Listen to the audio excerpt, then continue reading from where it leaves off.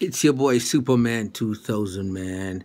I just finished watching Stipe and Ngannou fight. I was up late last night. I just fell asleep. I was too tired to hang in there for all of that. So I just went to sleep. Plus, I had stuff to do this morning for my kids, and there's a light switch over there I had to rewire. So I was like, nah, I gotta go Home Depot in the morning. I got stuff to do, so I catch it tomorrow. So no, I just saw the fight. Amazing job. Amazing job by Stipe. First of all, he kept his distance, and then he made the fight go 5 rounds. Did damage, came in the pocket, did damage, then stepped out. Came in, damage, stepped out. He fought like a larger version of Frankie Edgar last night. That's how off the chain it was. Francis Ngannou proved one thing to me though.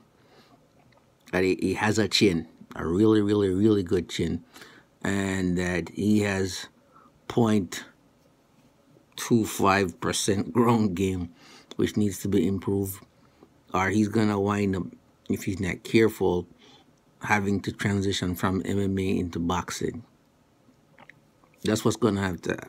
That's probably what's gonna happen if he's not careful, because he had 2 striking coaches in his corner, and there was no jiu-jitsu guy. So he needs to hook up with some wrestlers.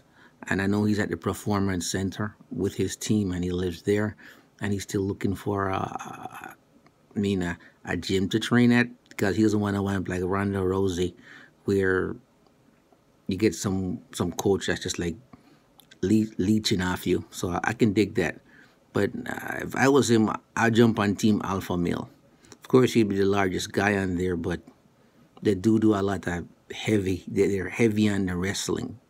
Like, I checked out their schedule on their website for training, and they're like round the clock, heavy on the wrestling and heavy on the striking. That's just maybe get his foot in the door, and then afterwards go somewhere else. Now, he could train where Daniel Cormier trains, but Cain Velasquez is already training there, so I don't know how that would work out with the 2 teammates training together and then competing for the same belt.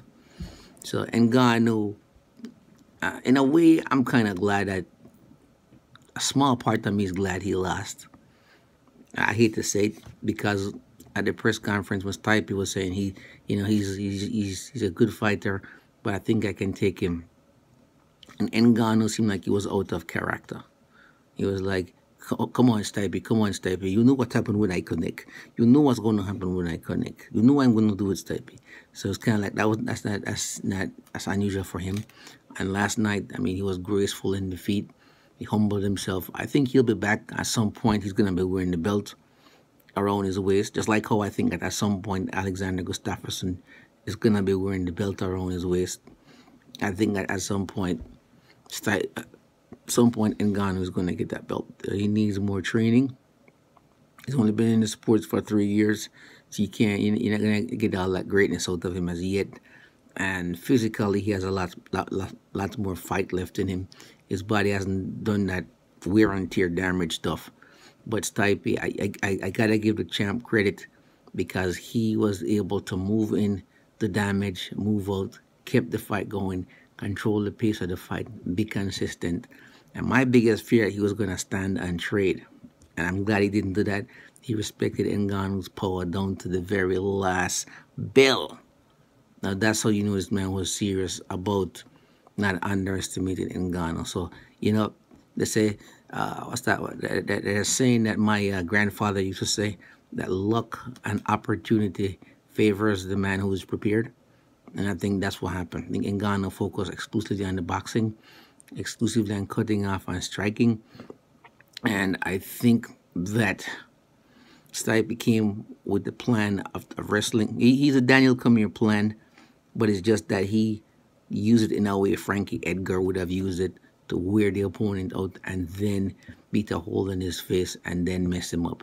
So, hey, hats off to you, Stipe. You did it, man. All right, guys, 2 cents from the fight chair.